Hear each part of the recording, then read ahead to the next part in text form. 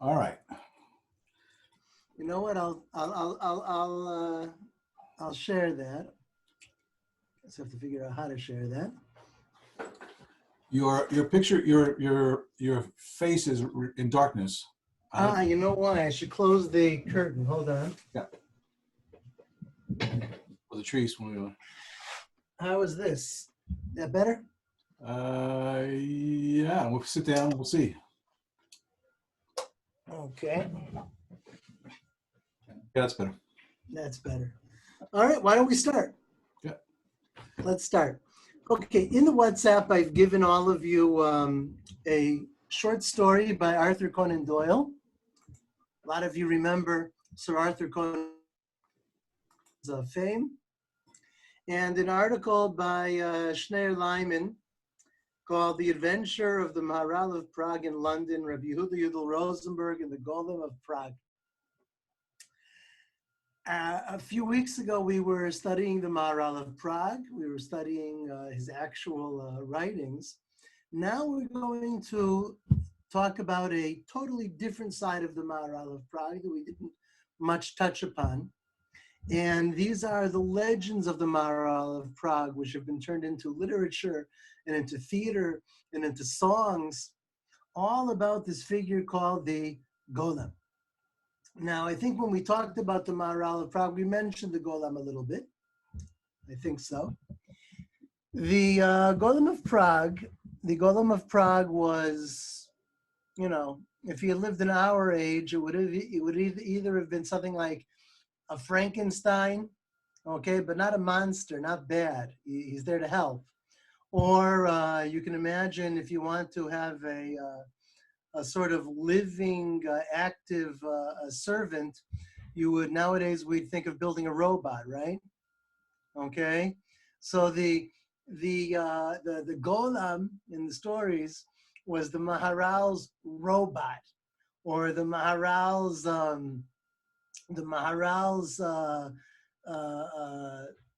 Frankenstein helper, okay, who did the bidding of the Maharal of Prague in anything that the Maharal said.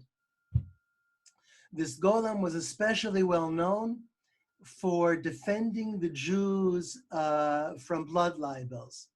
We all know that Christian Easter, it comes along around the same time of year as the Jewish Passover. The Christian Easter either celebrates or remembers the crucifixion of Jesus. And traditionally, the Jews were blamed for the crucifixion of Jesus. It was a time for pogroms. And the story that was used to justify the pogroms was the story of the blood libel, the accusation the Jews would kidnap and murder Christian children, use their blood to bake the matzah every single year. So if the dead body of a Christian child was found, that was a pretext to blame the Jews and start a pogrom and attack the Jews and murder Jews. The blood libel lives on to this very day. It moved to the Arab world. There was a blood libel in Damascus in the 19th century. And these beliefs are alive and well throughout most of the Arab Muslim world today, with tens, maybe hundreds of millions of people who actually believe them, despite that the whole thing is patently ridiculous. Now the stories of the Golem are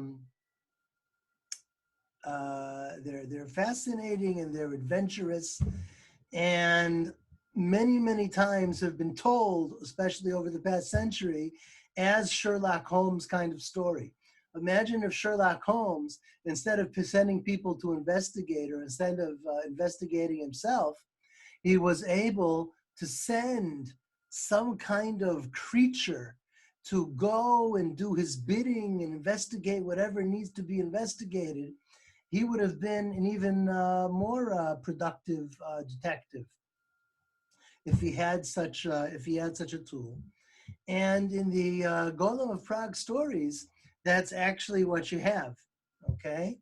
And the Golem of Prague, he finds out when the Christians are conniving together to get the Jews, and he finds out who actually really killed the Christian child. Okay, this whole story does have some connection to reality.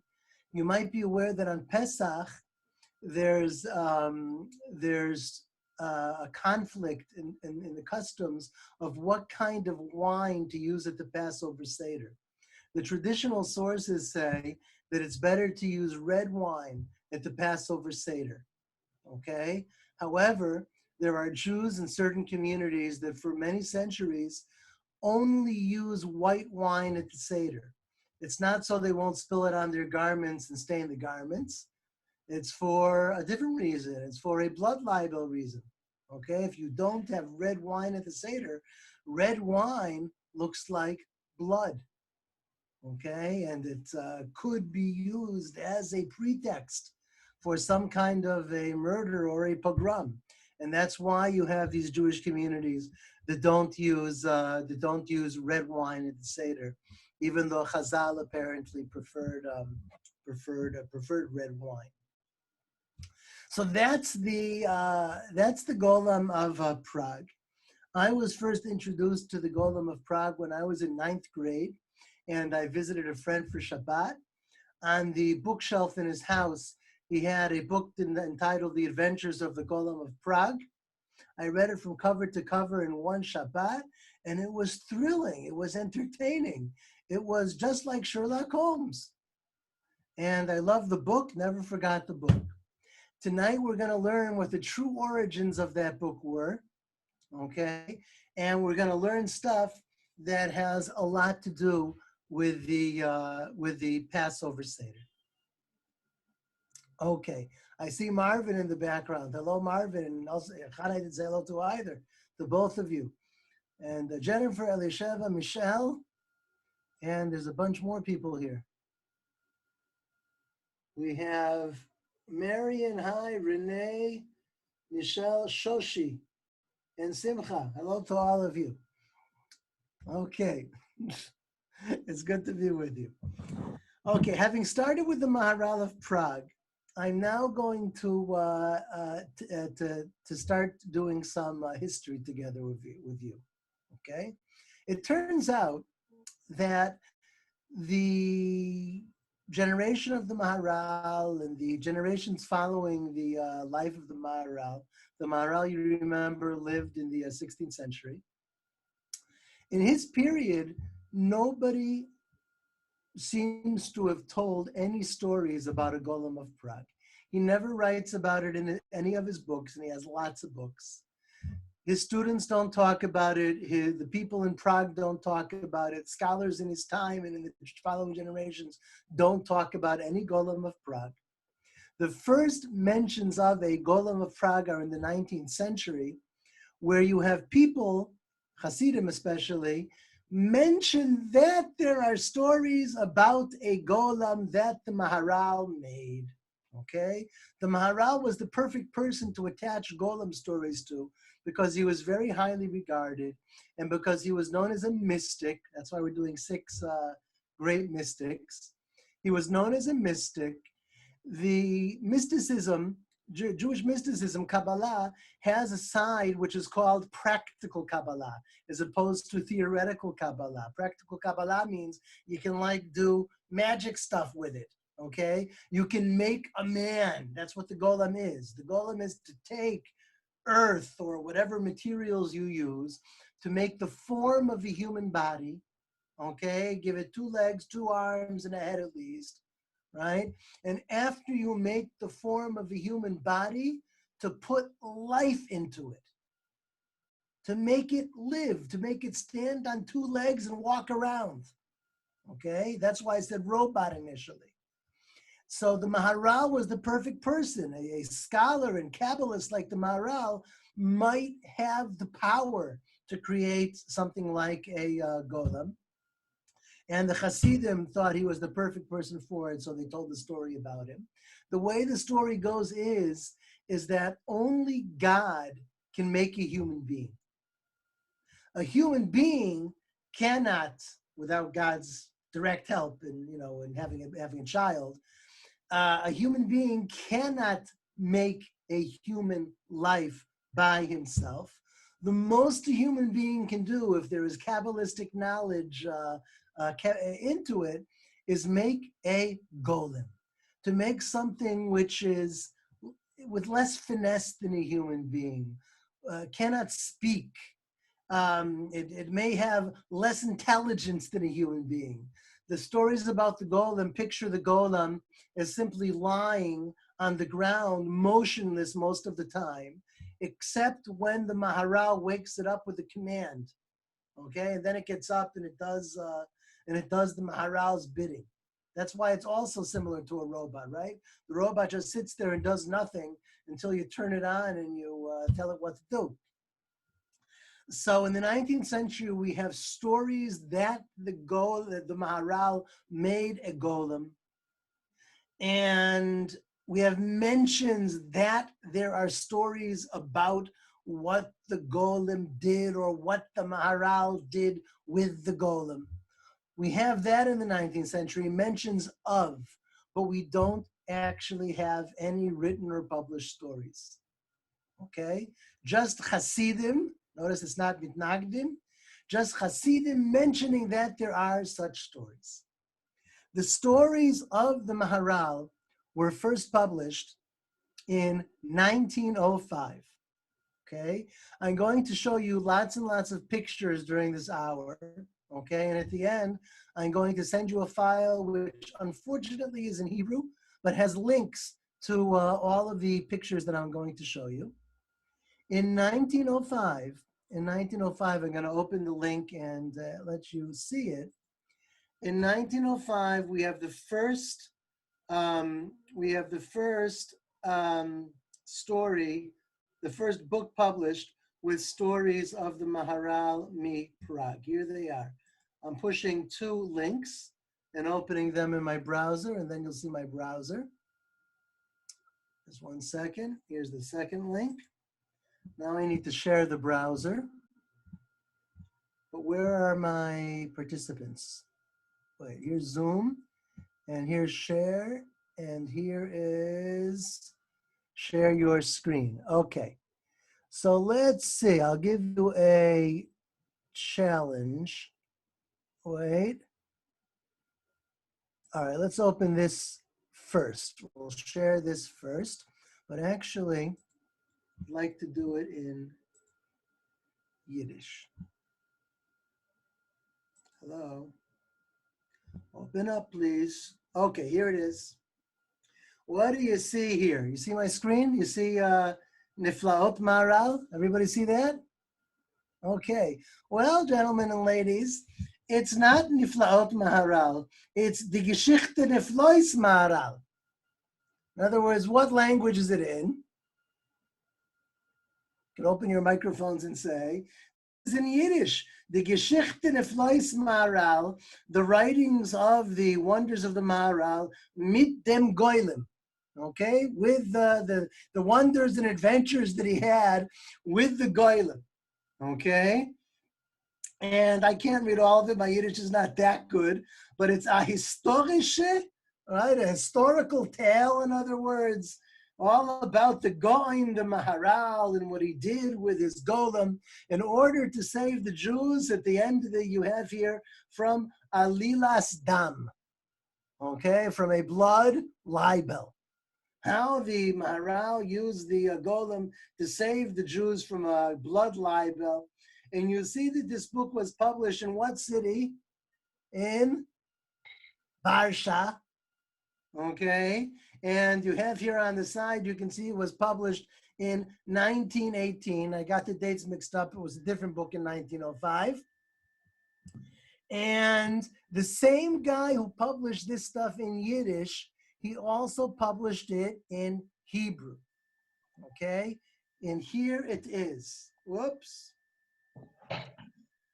This screen is a pain in the neck. Hold on, here it is. Now, I know that for some of you, your Hebrew is a little bit better than your Yiddish. And for those who want English, don't worry, we're getting there. and all the Hebrew will translate, okay? This is a story by the same author, the same exact author called Zeh Sefer Niflaot Maharal, same title, right? The Adventures of the Maharal. Bo Yisupar, in it will be told, Ha'otot ve'hamoftim ve'aniflaot, the awesome wonders, Me'et Maran ve'Rabban shel kol b'nei ha'gola, by the master of all the Jews of the diaspora, Hatzadik ve'Hakadosh, the righteous and holy, Geon ha'Geonim, the brilliant, Nezer Yisrael, Vateret Yeshuato, Umal'ah ha'aretz tzidkato gdulato, the man whose wisdom and righteousness is known by Jews all around the world, who is called Maharal mi Prague, Zecher Tzadik v'Kadosh Livracha. May his memory be for a blessing. Asher hifli la'asot gidolot v'noraot, who did great and awesome wonders, al yedei ha-golem, with his golem, with his robot or his Frankenstein. Avi, Asher Avi, bara, Avi, yes. we have a request to, if you can, increase the size of the screen. Oh, sure, yes. You have to, Okay, you have to move the chat, the chat thing out of the way. Yeah. Okay. Okay, is that good now?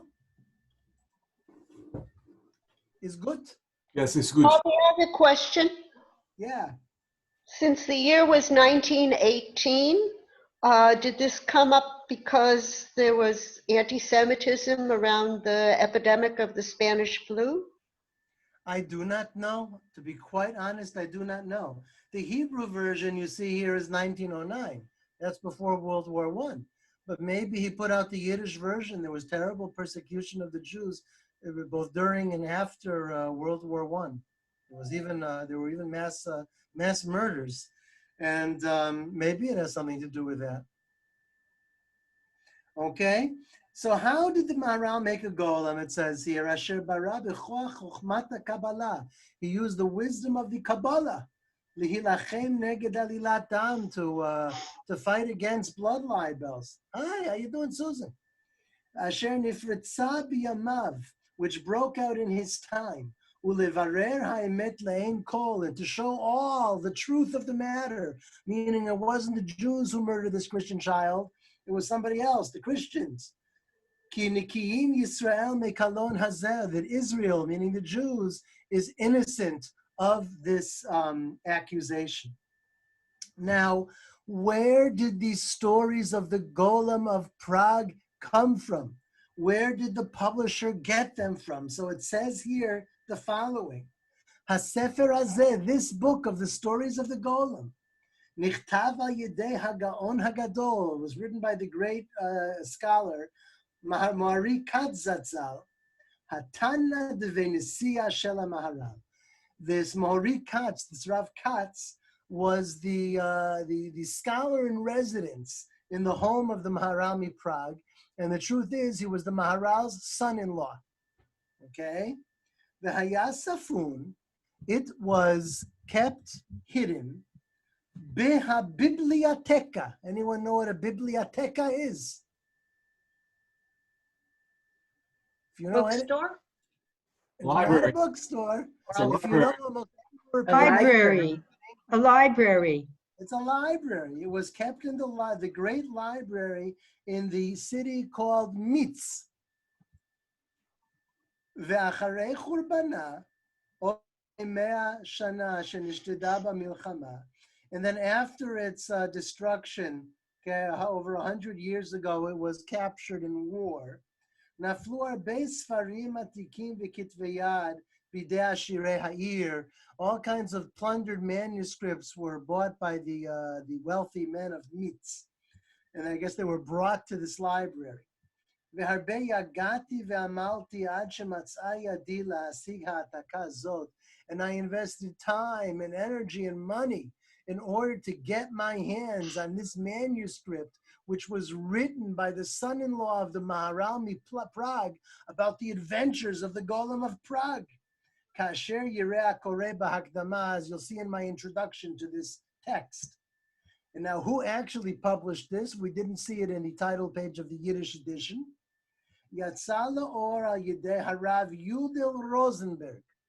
It was published by Rabbi Yudel Rosenberg, okay, who was the rabbi in the city of Warsaw.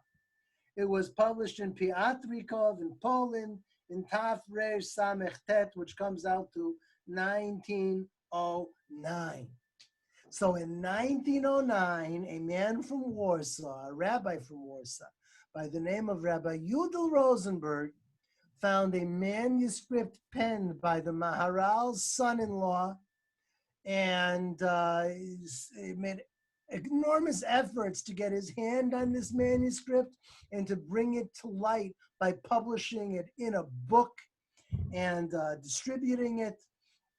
And he got it from this manuscript in the city of Mitz. The same Rabbi Yudel Rosenberg published other books based on manuscripts by Mahari Katz, the son-in-law of the Maharal, from the Royal Library. He calls it in other publications a Sifriya Kesarit, the Royal Library in the city of Mitz, which is in France.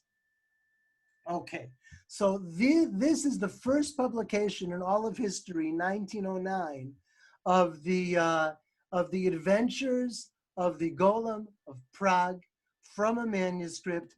The Yiddish edition is apparently a translation of that. The book was apparently written in Hebrew, not in Yiddish, but the publisher in 1909 of the Hebrew apparently translated it afterwards into Yiddish.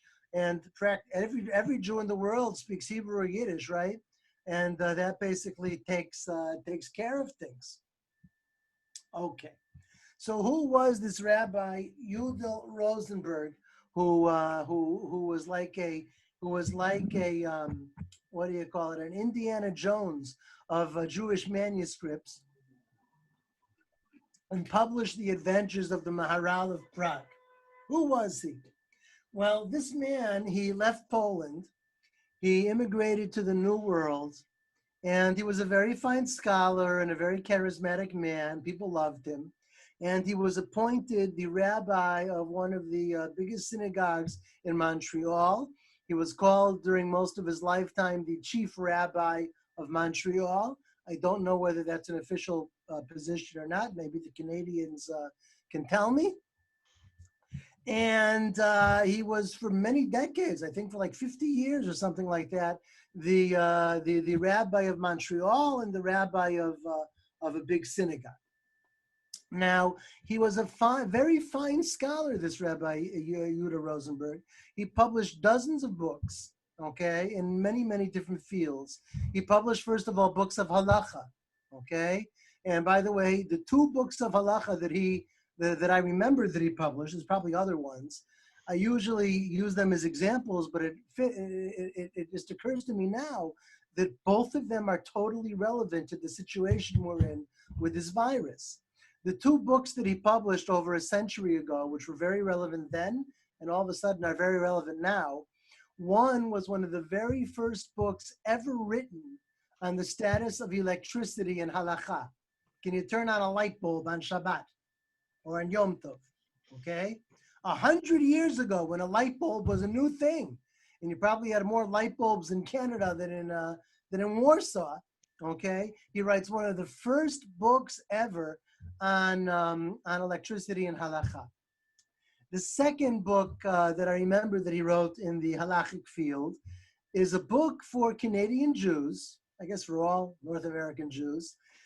You know, Jews were all over the place in North America in the early 20th century, and they didn't always live in places where there was a mikvah available, okay? There weren't a lot of mikvahot in North America a century ago. So he wrote a book. In North America, most people over the ages have lived in private homes. He wrote a book about how to build and install a kosher mikvah in your single family house. Okay? How to build the thing and have it be a kosher mikvah in case there's no kosher mikvah in your community. Okay? Both of those things are becoming relevant in our current situation. where people are using electronic devices to communicate. Well, can you use it for your Passover Seder? You've been reading in the news, right? And some rabbis a century ago were very lenient about electricity and halacha when it was a very new question. And also, can a woman go to the mikvah, during a virus like this? It's a real question, okay? Apparently the health ministry says it's okay, but if you had a mikvah in your own home, that would be even better. So he wrote books on halacha. Those are two of his works. He also published many volumes of his drashot, his sermons in Montreal in English, not in French, would be published afterwards, volume after volume. He also published works on Kabbalah. He published the first ever translation of the Zohar into Hebrew. The Zohar, the great book of Kabbalah, is in Aramaic, not in Hebrew. And a lot of people who know Hebrew, they break their teeth over the Aramaic. So he published in 5 volumes for the 5 books of the Torah. He published a Hebrew, an Aramaic Hebrew version in parallel columns, okay, of the Zohar. He also was very, very into adolescent Jewish literature, meaning you need fun Jewish books for Jewish boys and girls to read. Okay? Avi, could you remind us what his name is again? Rabbi Yehuda Yudel Rosenberg. You can see it right here. Yeah, I couldn't find it. Okay, there. Yudel Rosenberg. Okay. And Yudel's just Yehuda, right? He would write it double, Yehuda Yudel. And he was very into kids literature, okay? You want Jewish boys and girls to have good Jewish books to read with wholesome messages, but fun with lots of adventures, okay? So he published all kinds of books of this kind. I'm gonna open one for you now. Really, really cool. You'll love this, okay? It's opening in the browser now. In a couple of seconds, you'll see it. He wrote a book called Sefer Choshen HaMishpat Shel HaKohen HaGadol. You see here that the chief character, the main character in this book, once again, is the Maharal of Prague. What does the Maharal of Prague have to do with the great breastplate with 12 stones that was worn by the high priest in the Holy Temple? It turns out that in the Middle Ages, the end of the Middle Ages, the Maharal of Prague, through detective work, found the actual breastplate of the high priest. Can you believe this? What? Where is it today, you ask? So listen to the story. He finds through immense detective work, just like Sherlock Holmes, he finds the breastplate of the high priest, okay? The problem is that during, there was no Israel Museum or Hall of the Shrine of the Book or anything like that back then, right? So if you are the Maharal of Prague and you find the breastplate of the high priest, well, once you find it, what do you do with it? You need to bring it to a place where it will be kept safely. And I gotta tell you, despite all the politically correct criticism of the British Empire and their expropriation of other cultures, the British Empire saved millions of cultural artifacts and made them available to the world, which would have been lost or destroyed had they not brought them to London, okay? The Maharal of Prague decided that the safest place in the world for the breastplate of the high priest was to deposit it in a museum in London, okay? So he brought it to a museum of London, and they kept it there. And the story tells us what museum it is and what street it was on, So if you want to go look at the Choshen Mishpat, the breastplate of the high priest in the Holy Temple, all you got to do is go to London, go to this museum on this street, buy a ticket, okay? And you can see it. Even Susie Osher can see it today, okay? Why? Because the Maharal of Prague had the foresight to deposit it in a place where it will be kept safely. The only problem is for people like Susie Osher who want to know where it's kept is that the museum doesn't exist. Not only that, but the street in London where the museum was supposed to be, doesn't exist. No museum, no street. So how are you gonna buy a ticket to see the breastplate of the high priest, which was discovered by the Maharal? Okay. Well, guess what, ladies and gentlemen? Guess what? I gave you on WhatsApp, but I'll put it on the screen so you don't have to. Oh no, I can't. Yeah, I can put it on the screen. I can put it on the screen by doing a different share. Hold on. I'm going to stop share and do a different share. And I'm going to share with you.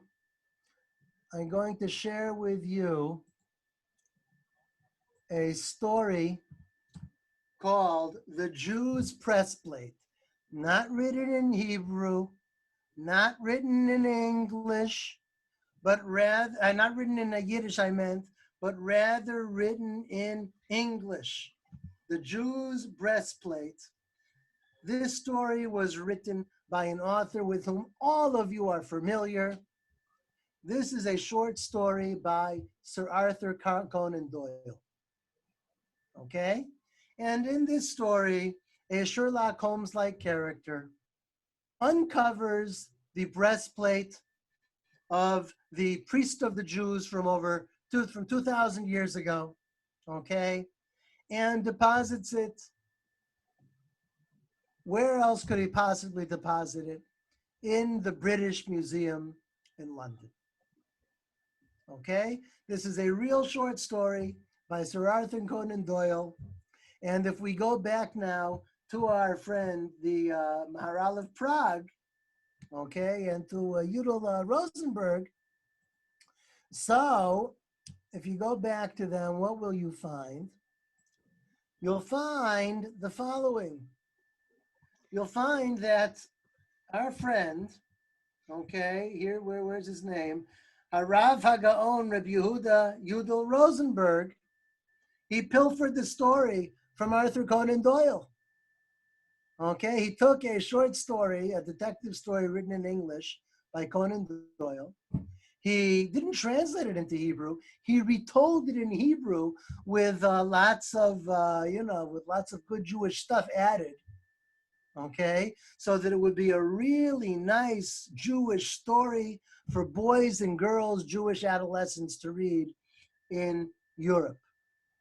Okay, he thought there was a lack of appropriate stories for Jewish kids.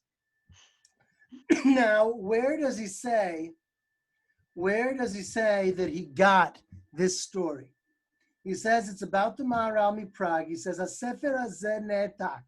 I have copied this book, min sefer, from another book called Klei HaMikdash, the Vessels of the Temple. Okay, Ktav Yad, a manuscript. Shayat Tamun Botzar Asfarim HaKesari, which was kept in the Royal Library in the city of Mitz, okay, in the same business that I, Yehuda Yudel Rosenberg, I spent time and effort and money to get my hands on this manuscript and to publish this manuscript, okay? And he says on the second page that we can't see, that because I invested so much in publishing this manuscript, nobody else in the world except for me is allowed to republish my book. I got the copyright because I got it from the manuscript. Nobody else is allowed to see even the manuscript other than me. That's what Rabbi Yehuda Yudel Rosenberg wrote on page 2. of this volume that you're looking at. Okay, so what actually happened here? Was there a manuscript, or was there Sir Arthur Conan Doyle? Where did Rabbi Yehuda Rosenberg get this story from? How did he get it? Did he come up with it simultaneously to Conan Doyle? Conan Doyle was the Golem. It's easy. Did Conan Doyle sue him for plagiarism? I don't think he was ever sued. You also have to remember that a century ago, copyright law was not what it is today. Okay, people were rarely sued, especially in other languages. Okay, and most countries didn't have copyright laws at that time. Britain did, but the United States did, but most countries did not. And by the way, paradoxically, countries which did not have copyright laws, okay, had more publications and more original writings published in the past 2 centuries than the countries with copyright laws. In other words, the reason given for the need for copyright laws is to encourage creativity, but apparently historically it didn't work. Okay. Basically, you don't need a law unless you're getting violations. What? You don't need a law against something unless people are doing it. True, but if you don't make it illegal, right? If you don't make it illegal, will you have more literary creativity or less literary creativity? The claim is that you'll have less, but the historical reality is more. The reality is you have more. Right. Not because people are copying. In all artistic environments, one artist feeds off of another. Yeah. If people took copyright laws seriously a century ago like they do today, we would have never had jazz music. Anyways, to get back to our topic, Rabbi Yehuda Rosenberg appears to have reworked, okay, the Conan Doyle story into a Hebrew Jewish story. And now we're going to see the ultimate example of that. Hold your horses and I will show you something very, very cool, okay? And that is the following. It'll come up on the screen momentarily.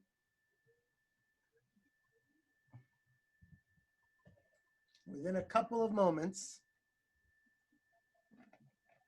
Oh no. Oh dear. It came and went. Wait. No, I think it is coming. Wait. You're about to see. Came and went. You're about to see the commentary of the Maharal of Prague on the Haggadah. It is coming. Here it is. Yes, you can see it. I'll enlarge it. I'll enlarge it as much as I can. Wait. Close sidebar. How do I close side? Yes. Okay. I hope this is large enough.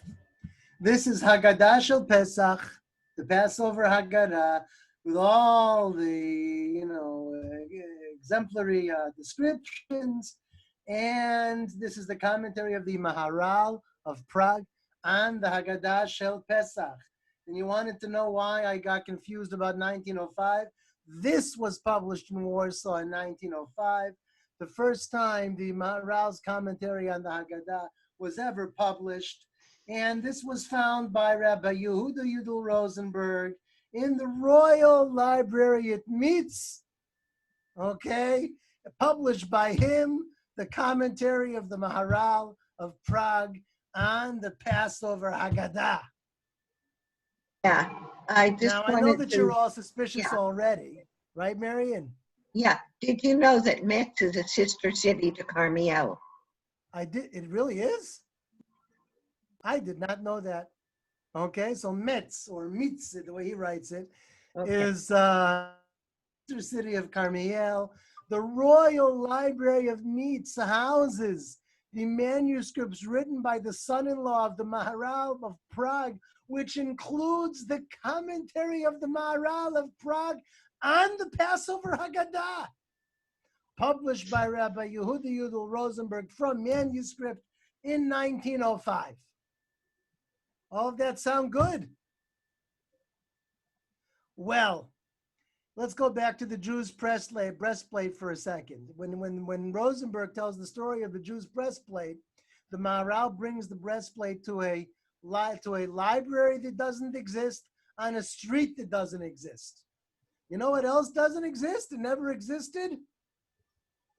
The Royal Library of Meats.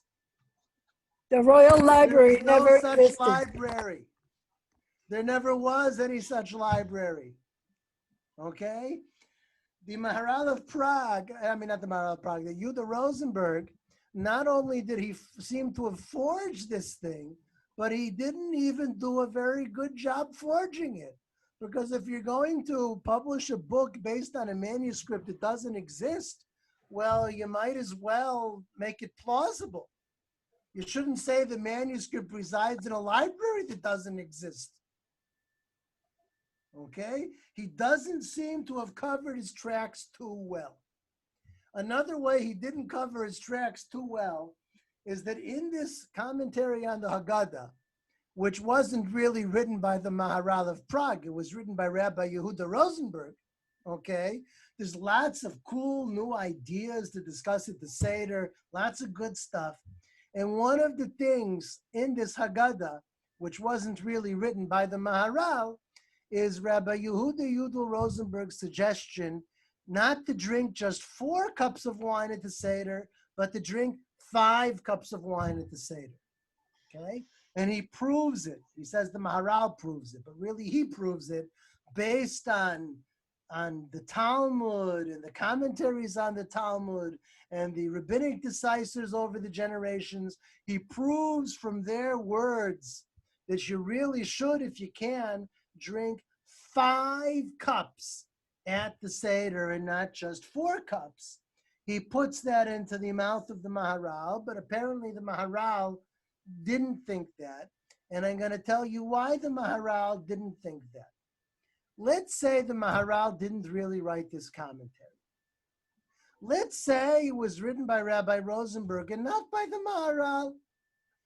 Could the Maharal nonetheless have arrived at the idea to drink 5 cups at the Seder? There's Talmudic precedent for it. There's rabbinic precedent for it. It is possible to arrive at this conclusion.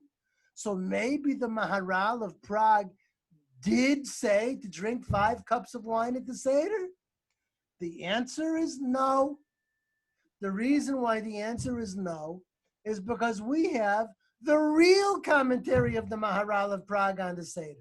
When we studied the Maharal a few weeks ago in 6th grade Jewish mystics, I gave you an excerpt from his book, Gvurot Hashem, the wonders of the Lord, where he talks about miracles and especially about the Exodus from Egypt. And we read a passage there about how the 10 plagues parallel the 10 utterances of the creation of the world. Some of you remember this. So in that book, where the Maharal talks about God's miracles and about the splitting of the Red Sea, he also includes in that book a full-length commentary on the Passover Haggadah. That's the Maharal's real-life commentary on the Haggadah, not the forgery of Rabbi Yehuda Rosenberg. And in that commentary, he writes that you're supposed to drink not 5 cups of wine at the Seder, but 4. So there is no chance that the Maharal thought 5 cups. And the new Rabbi Yehuda Rosenberg, he doesn't do forgery very well. Libraries that don't exist, manuscripts that don't exist, and he writes a commentary under the name of the Maharal of Prague when there's a real commentary of the Maharal of Prague that anybody can look at. If there was ever a forger who didn't know how to forge, okay, it was Rabbi Yehuda Rosenberg. So Okay. did he know that he was, was he aware that he was wrong? Or was he How just could he trying to not be pull a aware? quick How one? could he not be aware of publishing a book based on a manuscript that doesn't exist? No, that he could do, but was he aware that he was directly contradicting the Maharal? All right, if you insist, Elisheva, I will show you the following Haggadah. It will come up on the screen momentarily. And then I'll show you the second following Haggadah. Okay, Which will come but up on the what screen. I'm really asking is, was the Maharal's manuscript available to Rosenberg? Slow down.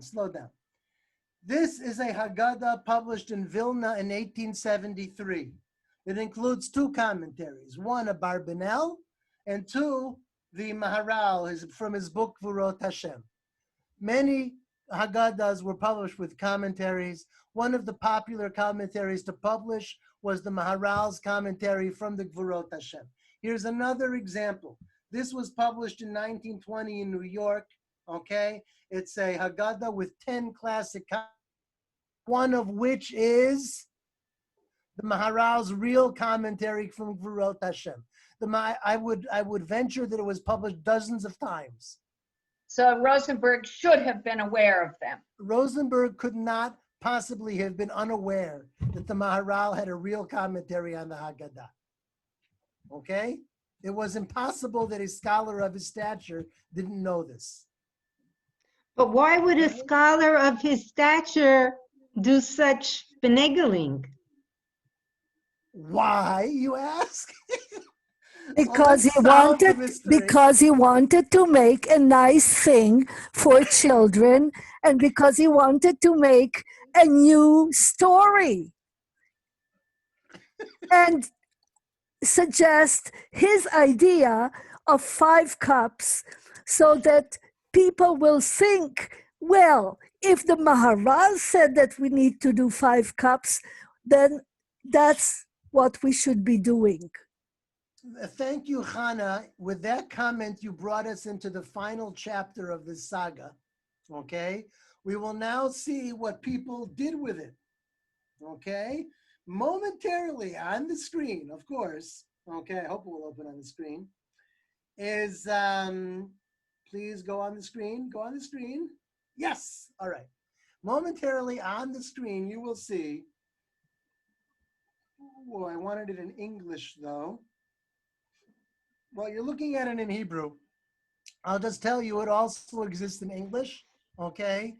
This is a Haggadah that was published in 1950 by Rabbi Menachem Mendel Kasher, who was an even greater scholar, and I'm not joking, I'm not being sarcastic. Yehuda Rosenberg was a fine rabbinic scholar, truly, and Rabbi Menachem Mendel Kasher was 10 times the scholar that he was, okay?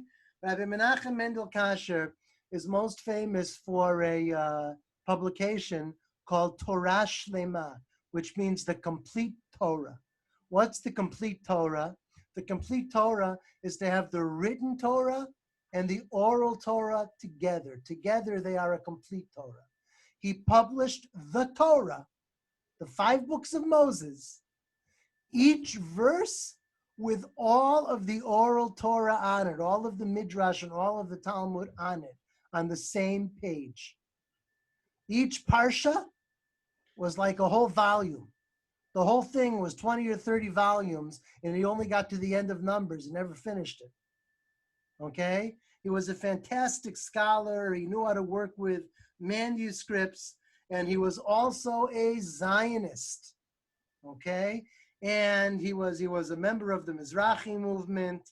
And in 1950, the thing on his mind was the establishment of the state of Israel. He said to himself, how is it possible for a Jew to celebrate Passover and to thank God on Passover Eve for the exodus from Egypt, and not to thank God for the ingathering of the exiles to the newly established state of Israel. The Passover Seder also has to be a thank you to God for the state of Israel. So he published this book, which he called Haggadat Pesach Eretz Yisraelit, the Land of Israel Haggadah, which has collections of midrash and all kinds of wonderful, wonderful material for the Passover Seder. But what it has for our purposes is the ritual of the 5 cups. In this Passover Haggadah, it doesn't tell you how to drink 4 cups. It tells you how to drink 5 cups. Okay? And maybe, oh, I do have this open in English. Wait. I'm going to unshare briefly, and you're going to see something wonderful momentarily, I hope. Here it is, yes. Here it is. This is the English title page. I hope you see it. Do you see it? Do you all see the English title page? Hello? Say yes? Yes. Okay, this is the Yes. Passover Haggadah, supplemented by 100 chapters with all kinds of great elaborations, arranged and edited by Rabbi Menachem Mendel in 1955. The Hebrew version was in 1950, including the order of the 5th cup. You're going to love this, based on the formulation of Rabbi Lowy of Prague. He found Rosenberg's Haggadah, and he said, wow, the Maharal of Prague said to drink 5 cups. And he used that in his Passover Haggadah in order for the 5th cup to be symbolic. If the 4 cups are about you brought us out and you took us to you with the people and you saved us and all of that. So the 5th cup is for you brought us into this land. That's why it's the Zionist cup. And he said, wow, the Maharal of Prague and no other was of the opinion that you should drink 5 cups on the eve of Passover. And he put that into his Land of Israel Zionist Haggadah. Okay? Great men can make mistakes. Rabbi Menachem Mendel Kasher did not check up on Rabbi Yehuda Rosenberg's manuscript, even though it was patently false. He apparently was so taken up by the Zionist idea that he didn't investigate it as fully as he should have. Otherwise, he wouldn't have used the Maharal's name. You know, you can do 5 cups of the Seder even without the Maharal of Prague. But he was just so enthused by finding that the Maharal did it that he couldn't leave it behind. And Rabbi Kasher was misled by Rosenberg. Chana said, in order to have a wonderful new idea, 5 cups at the Seder, and that's exactly what happened. But it sort of happened under false pretenses, because he really thought the Maharal of Prague was behind this whole business. Now, in order to understand why Yehuda Rosenberg actually did this, and to understand how right Chana was, my teacher, Rabbi Shneir Lyman, wrote an article on this whole topic, which I shared to you on WhatsApp, and I'm going to show it to you on the screen now. I showed it to you in the beginning also. Okay, he wrote an article called "The Adventure of the Maharal of Prague in London," with the breastplate and all of that. Rabbi Yehuda Rosenberg and the Golem of Prague. Okay, and in this article, he discusses why Rabbi Yehuda Rosenberg did this. If I'm not mistaken, it's in a big footnote at the end of the article, where Shneir Lyman, who wrote this, tells that he actually went to Montreal to investigate this story. He goes to the shul in Montreal, and he gets permission to go through the shul archives. The shul has like a century's worth of archives, okay? So he goes to the shul's archives, and what does he find? He finds a pamphlet in Yiddish from a dinner that the shul made the rabbi for his 75th or 80th birthday, I don't remember. Okay? The shul makes the rabbi a dinner.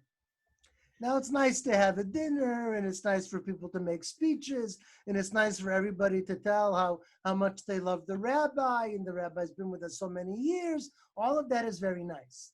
But this shul did something more than that. Somebody in the shul decided to honor the rabbi with a very special honor. He printed in the brochure for this dinner a bibliography of Rabbi Yehuda Yudel Rosenberg.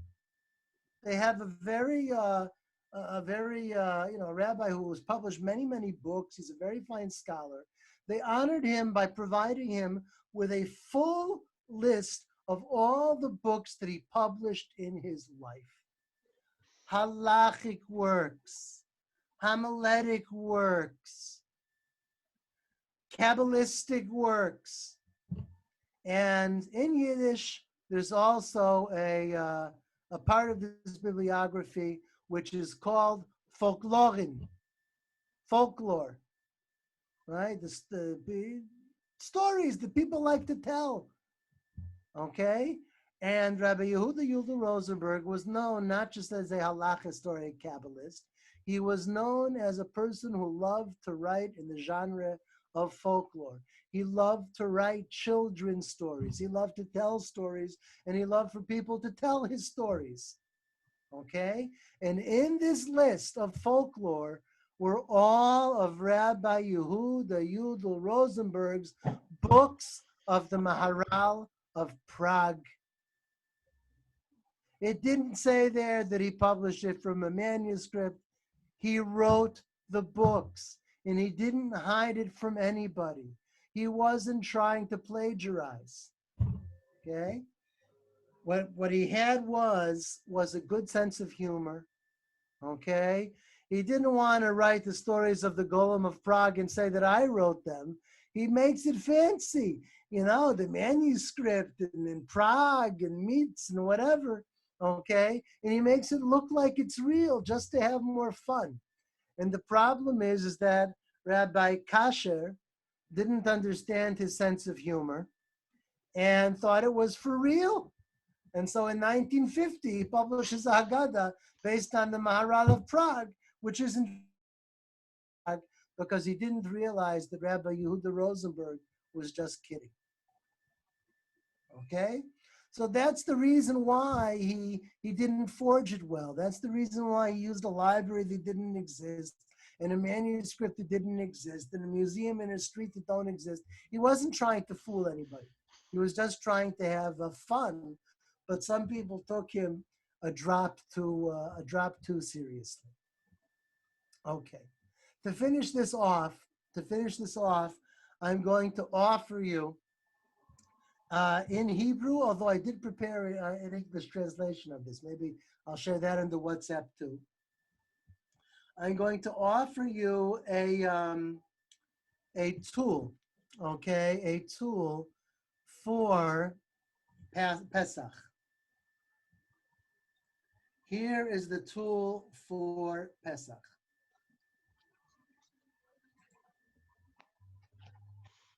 Okay, it'll be on your screen in a second.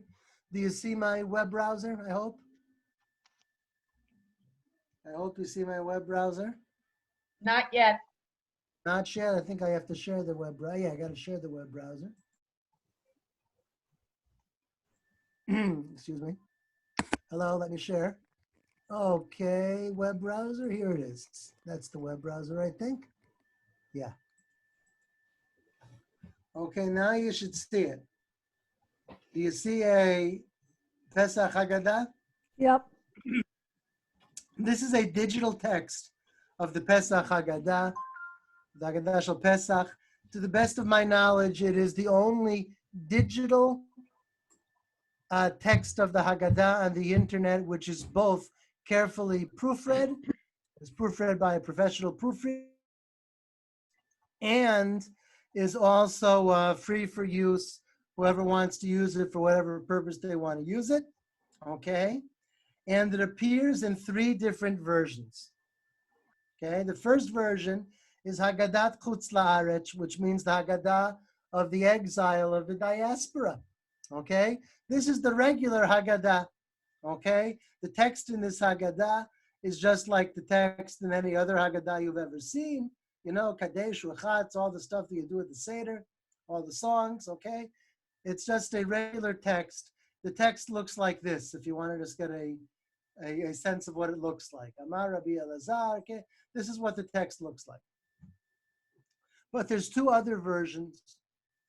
The second version is Haggadat Vayivienu el hamakom hazeh, which means the Haggadah of, and you brought us to this place. You brought us to this land. Okay? I'm clicking here. It looks just like the other Haggadah, except that there's an addition. The addition is this verse. Okay? The verse is, you brought us to this place, and you gave us this land, a land flowing with milk and honey. According to the Mishnah, you're not supposed to finish the Haggadah with the Exodus from Egypt. You're supposed to finish the Haggadah coming into the land of Israel from the land of Egypt. That's what the end of the Haggadah is supposed to be. But Jews in exile couldn't say that. So they deleted this verse. Here you have the verses restored, and you have a collection of midrash on it, just like you have for the other verses in the Haggadah. And finally, the third version is Haggadat Kos Chamishi, okay? And if you scroll down here, which I'm not going to do, it has instructions for where in the Seder to drink a 4th cup and a 5th cup. The places are, the 4th cup is after the regular Hallel, which in Hebrew is called Hallel HaMitzri, the Egyptian Hallel, because it says B'tzeit Yisrael miMitzrayim, when Israel left Egypt. So it's called the Egyptian Hallel. But there's a second Hallel in the Haggadah, which is called Hallel Hagadol, the Great Hallel.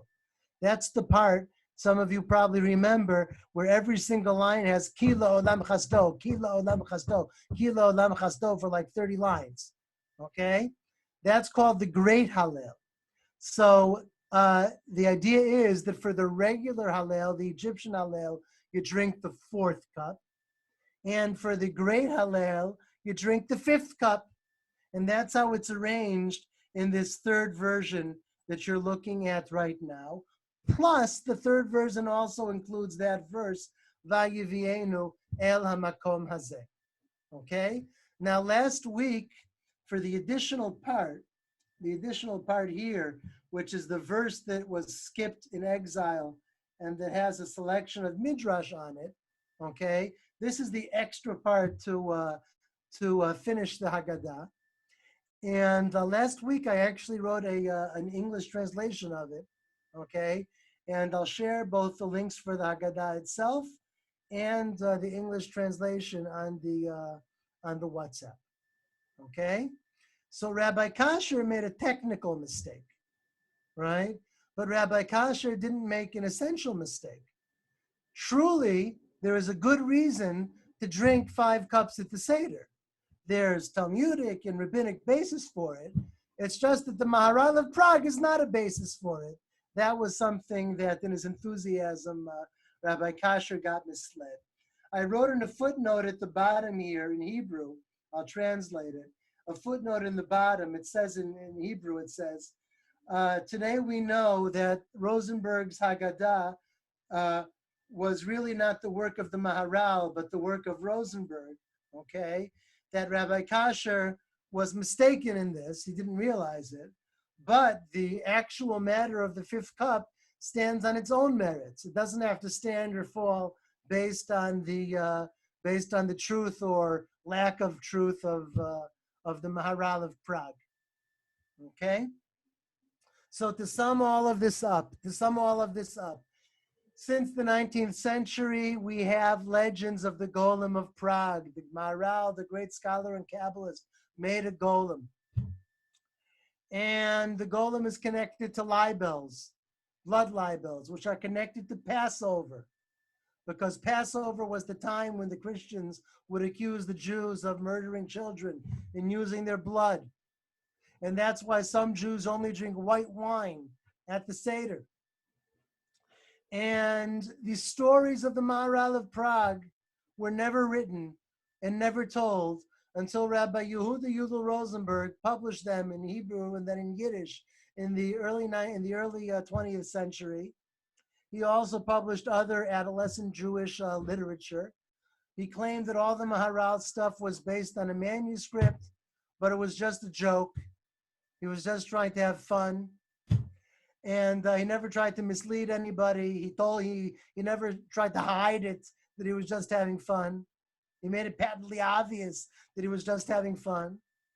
But still in 1950, Rabbi Menachem Mendel Kasher took him too seriously and thought that the Maharal really did write that commentary on the Haggadah, which says to drink 5 cups of wine at the Seder. And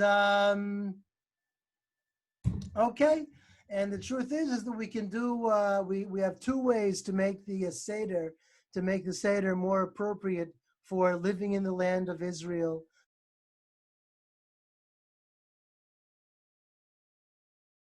Mexico or North America or wherever at a time, or Canada, where that's North America, where there is a state of Israel. In order to give thanks for that, we can both finish the Haggadah by thanking God for bringing us to the land of Israel, for ingathering the exiles, and we can also drink 5 cups of wine for those who have the patience for that. And one more thing, I just forgot to do this, but it's really good to do. Oh no, I don't have it on. Whatever. I was going to show you pictures. Wait, I'll show you quick pictures quickly, and we'll finish with the pictures. Wait 1 second. How do I stop share here? Stop share. And make share 2 pictures. Make share 2 pictures. Yes, here's the pictures. Okay. You see the Haggadah that was made by Rabbi Menachem Mendel Kasher. It really is a beautiful Haggadah. I think it's the best Haggadah ever published. And besides all of the written material in it, it has great, great pictures. If this thing will let me scroll, but it's getting stuck. Okay. Just look at this Haggadah. It's all it's collections of midrash. Okay, it's midrash on the midrash, and I'll skip. I think it's around like 120 or something like that. The picture is Rabbi Akiva. Okay, wait.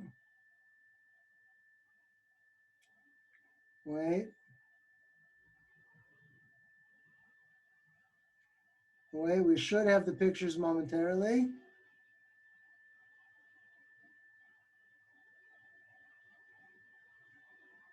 Here it is. Here's Rabbi Kasher's picture of the 4 cups. Okay, I took you out and I saved you, and I took you to me as a people, and I redeemed you. I didn't do that in the right order. And then here is his picture of the 5th cup. Okay, which is the state of Israel in 1948. The refugees coming in boats from Europe and from North Africa. The Jews coming from Iraq and from Yemen on the wings of eagles, which are planes, airplanes. And the 5th cup, which is for, and I brought you to this land, with the symbol of the state of Israel and faces of Jews who have immigrated to Israel, made Aliyah from the 4 corners of the earth. Okay? If you want, you can do that at your Seder too. With that, I finish. If there's questions, you're welcome to ask. You could have asked in the middle too, but you're welcome to ask now. Well, first of all, Thank Avi, I very want to much. just say thank you very much. This was it's a lot of fun, very interesting. Okay. and I want to just emphasize that that you did this on your own. This is not part of the Beit Midrash, but it certainly integrates with what we were doing. And thank you, Ben. Thank you for that. And My I think, pleasure. I hope you had as much fun doing it as we had listening.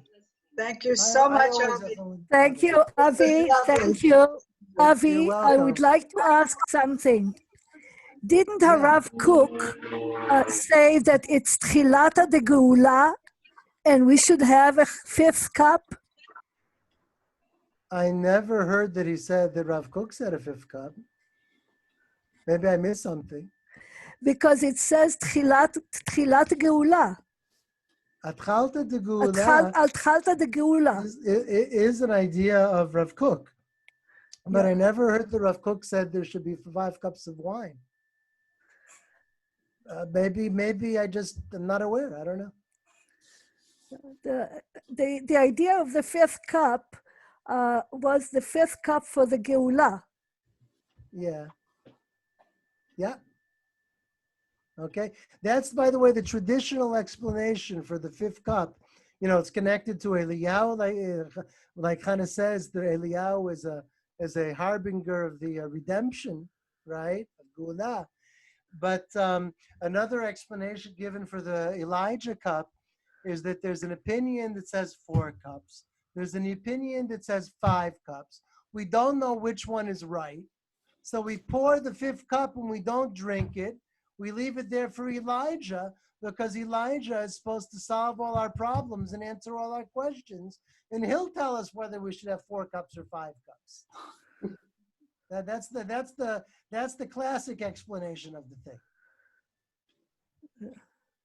This sounds like a good plot for a Tom Hanks movie. Yeah. No, Absolutely. definitely Harrison Ford. Has to be Harrison Ford. Well, tonight you met Indiana Rosenberg. Indiana Rosenberg. Yeah. That's fantastic. Now, I must say that I've known the story from before, but you retold it in a fabulous way and connected it all together in a way that is delightful. So not only was Rabbi Rosenberg a good storyteller, but you can do a V for yourself for good storytelling yourself. Thanks. Thank you. And Chag Sameach to everybody. Avi, Chag Indeed. Sameach, and thank Avi, you. everyone. Avi, Simcha has a question on the chat. Maybe you can. Okay. Your halachic opinion. Simcha has a question on the chat. Hold on, gotta find chat. Stop share, and here's chat. Wait. Hello, chat. Okay, hold on, Simcha. Simcha said, I see Mitz, okay. Simcha, part of North America. Okay. Is it valid to join a virtual Seder in Israel or elsewhere, being in a different time zone or country?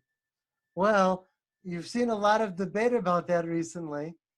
Rosenberg has something to do with that. I'm going to tell you my personal opinion, okay?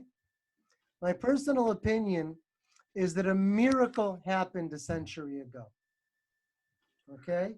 When people started using light bulbs, when people started having electricity in their homes, a big question came up: are you allowed to use electricity on Shabbat?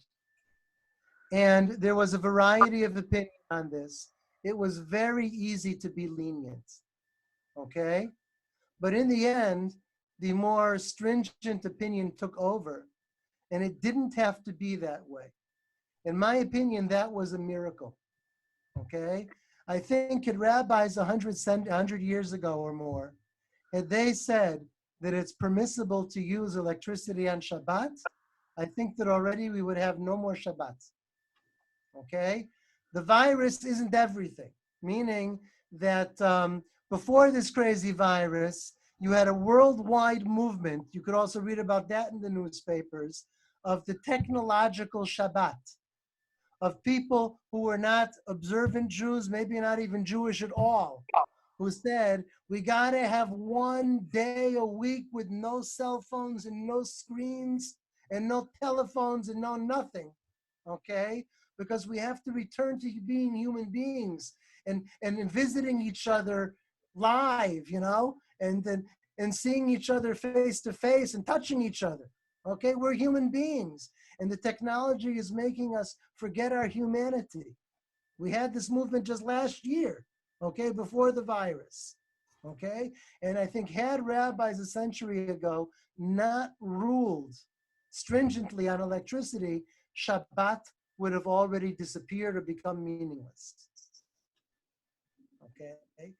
At the same time, on a formal level, there is plenty of room for lenient rulings on electricity. Light bulbs, old-fashioned light bulbs, are more stringent than cell phones and computer screens. Electricity as a whole could have been ruled on more leniently, even though I'm glad it wasn't. Okay, and when you're in a difficult situation, okay, it's often a time for leniencies. This is one of the few cases where you have traditionalist rabbis who came down hard against the leniency, and I actually felt some sympathy for them, okay? I felt sympathy because I share the concern that if people start doing Passover Seders via a screen, then what's going to happen to Passover and to Shabbat, right, in the next generation? Okay, I think it really is a valid concern. But at the same time, people who are all by themselves, and sometimes loneliness can even be a health issue. And sometimes being away from your children or your parents during the Seder Leil Pesach can be too much for a person and even be a risk to life. I'm not joking or anything. It really can be, okay? Mm-hmm. And so in difficult circumstances, it's the appropriate place for allowing something which formally really can be allowed. I don't think anybody even debates that, okay, or debates it seriously. And I think that if it's done properly, meaning that, first of all, if you do nothing active on the Chag, okay, meaning everything is set up before the Chag, you don't have to start anything, you don't have to press anything, it's just waiting there for you, okay, then I think certainly it's praiseworthy in these circumstances. And also one more thing that I think makes it a little easier to accept is that Yom Tov, holiday, and Shabbat are not the same thing for electricity. Shabbat is more strict than Yom Tov, meaning that even if this gets people to be more lax on Yom Tov, it may not necessarily have the effect on Shabbat. On that note, I'll mention Rabbi Benny Lau. I heard him this morning talking about this issue, and he wasn't talking about it so much as the virtual Seder, but as a television Seder, okay? There were people who wanted to have broadcast on the Passover Eve, broadcast a Seder, okay? The people in their homes could like follow along and do along with under the current circumstances. Because think about it, you might have hundreds of thousands of Israelis this year who every year the grandfather or grandmother comes and runs the Seder, and now the grandfather or grandmother can't come and they don't know how to run the Seder, okay? So he said he tried to work it out with the television station that, first of all, that they would just broadcast it and people could have their televisions on and it would come on. He tried to have it with a television station that it would be a silent channel, meaning that the channel is blank the whole Yom Tov, the whole holiday, and just when this virtual Seder comes on, it comes on automatically. Okay, and for the rest of the time, there's no television. Okay, that's what he talked about when the thing I heard this morning. And he said in terms of the virtual Seder that, there's good reasons and he respects both sides. But when it comes to a thing broadcast like that, it's even less of a question. Yeah. Okay. Yeah. Yeah, Marion. Yeah. Yeah, it's like during the, I forget which war it was, when there was a radio station that was mute except for the sirens. That's right, during the Gulf Same War. thing. Yeah. Yeah. During the Gulf War. My daughter Okay. goes to an Orthodox Sephardi synagogue in Netanya, and the Orthodox Sephardi rabbi said, go ahead and do virtual seders. It's more Hold on, I'm important gonna for the stop family this. to feel that they're together during this time than to, leave old people in their homes alone and not relate to them over the holiday. So, Yeah. yeah. Okay. So it's, I think- there's a I precedent. think it's a kind of pikuach nefesh, really. Yep. It's pikuach nefesh probably for many, many people. Mhm. Okay. Simcha writes that the time doesn't work out so well in terms of the time difference. Yeah. Simcha, you could do your Seder in the middle of the night. You'd finish it when the sun comes up. Or maybe during daytime even. No, it's the other way around. She's after us. She's Yeah. after us. Yeah, so for us it would be the evening. For her it would already be morning. No, it would be it would be the day before. Oh, for her, I'm sorry. Right. Yeah, she's after us. Yeah. Right. Yeah, it's too late for her. It would be around 10 o'clock in the morning for her. So, Right. or 12 o'clock or whatever. Yeah. We don't hear you, Simcha. What? Simcha, we don't hear you. Okay, but she's writing. That's okay. Where is Okay. Simcha? Where is Simcha right now? In Mexico. Oh, in Mexico. Hmm. Yeah. Yeah, that's about 8 hours difference. Yes. Or 10 That's what hours. she wrote. 10, Yeah. 10 hours difference, really. No, 8 hours. 8 hours. You're She right. wrote that 8 it's hours. 8 hours. 8 Yeah. hours, okay. Yeah. Well, Thank you very much, Avi. And You're welcome. I wish you all one a more thing I happy- wanted to say is that Pesach. I wanted to say one more thing before everybody leaves. I managed to recruit Rav Reuven to also give a lecture. Mhm. And he's going to give a lecture on Sunday, the 12th. Sunday the 12th, is that right? Right, the Sunday the 12th, right, next Sunday, on eating of, connected with Yom Ha'atzmaut. Yom Ha'atzmaut is still another 2 weeks away, but on eating meat on Yom Ha'atzmaut. So he'll be giving that in English and in Hebrew and possibly in Russian. We're not sure yet, but I talked to him about it today, and we'll have an announcement about it next day or so. Mhm. thank you very much for Very good. organizing all these. I would like Okay. to thank you and wish you a happy Pesach. Really, you've been doing some absolutely wonderful things for this community and for the Beit Midrash without, being actually Beit Midrash and recruiting people to give shiurim. And all the power to you. I think that we really, really have to thank you. Thank you. And I agree. It's fun. I'm having fun. That's good. but really, I think it's time to say who is doing all this and to give thanks to who is doing all this. Okay. Don, It's without Sadeka. you- It's Sadeka. Right, she's right. I'm going to stop the Absolutely recording. right. Absolutely. And to all of you, it's nice to see you and have a Chag Hag Sameach. Sameach. Hag Sameach. Hag Don, do you have a Sameach. time for Sunday? Do we have a time for? No, not yet. It's probably going Not to be yet. noon time for the English. What time? Noon for the English. I think it's going I to be. know, I got to tell my kids because we were going to do a Zoom session with Okay, the well, family. I'll advertise it. I'll have it advertised the next day or so. And I don't have I don't have a Hebrew class Sunday night, so they want to make it earlier. But noon isn't bad. I don't think they're up yet. Yeah, Well, For I'll sure. let you know as soon as I know. Yeah. yeah. Hug Chag Sameach, Sameach, everybody. Stay everybody. Bye Everybody bye. stay Thank you. healthy and in good spirits. Thank you. Chag Sameach. Thanks, Hag guys. Sameach. Tודה. Dan, post the recording. Chag Sameach. Bye, Sameach. Hug Sameach.